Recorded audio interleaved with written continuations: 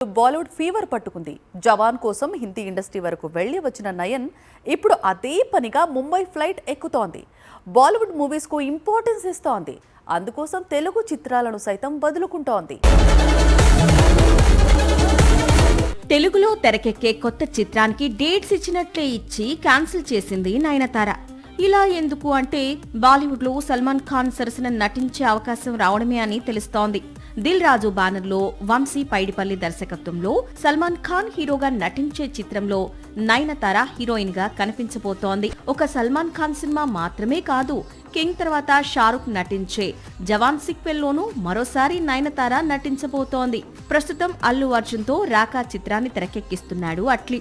ఈ సినిమా పూర్తయిన తర్వాత జవాన్ సీక్వెల్ ప్లాన్ చేస్తున్నాడు. ఇందుకు సంబంధించిన lady super star dates already block చేశాడట అట్లీ. కెరీర్ బిగినింగ్ నుంచి సౌత్ పైనే ఫోకస్ పెట్టిన నయన్ ఇప్పుడు పూర్తిగా బాలీవుడ్ పై ఫోకస్ పెట్టింది. మరి కొద్ది రోజులు Chennai to Mumbai, Mumbai to Chennai trips తో బిజీ కానుంది. సాక్షి టీవీ ప్రసారాలను నిలిపివేయటం చట్టరీత్యా నేరం. సాక్షి టీవీ ప్రసారాల కోసం మీ స్థానిక కేబుల్ ఆపరేటర్ను వెంటనే సంప్రదించండి. డిటిహెచ్ లో, ఇంటర్నెట్ లో కూడా సాక్షి టీవీ ప్రసారాలను వీక్షించవచ్చు.